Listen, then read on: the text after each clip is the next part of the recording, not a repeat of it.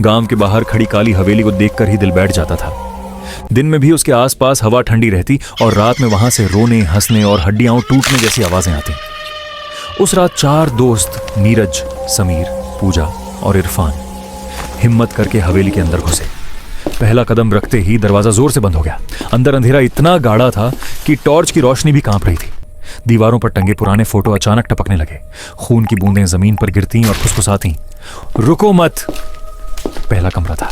पूजा की चीख निकल गई। छत से उलटे लटके शव धीरे धीरे घूम रहे थे। उनकी आंखें खुली थीं और वे एक एक करके बोलने लगे, हम अभी मरे नहीं हैं।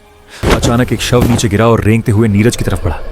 उसकी उंगलियां बर्फ जैसी ठंडी थीं। वे भागे। दूसरे कमरे में फर्श पानी जैसा लहराने लगा। दीवारों से हाथ निकल आए, सैकड़ों काले सड़े हुए हाथ। समीर को किसी ने पकड़ लिया। उसकी टॉर्च गिरते ही अंधेरे में उसकी हड्डियां चटकने की आवाज आई। जब रोशनी जली, समीर गायब था। बस जमीन पर उसके नाखून पड़े थे।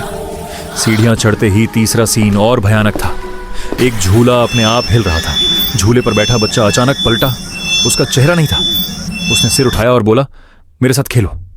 इरफान पीछे हट गया, लेकिन दीवार से निकलती परछाई ने उसकी गर्दन जकड़ ली। उसकी आंखें पलट गईं और वह हवा में लटक गया। अब सिर्फ नीरज बचा। आखिरी कमरे में एक बड़ा आईना था। आईने में नीरज बूढ़ा, जला हुआ और मुस्कुराता दिखा। आईने से उसकी परछाई बाहर निकली। उसकी टांगें उल्टी थीं, सीने पर। उसने फुसफुसाया, हवेली हर रात एक आत्मा लेती है। नीरज चीखा। आईना टूट गया।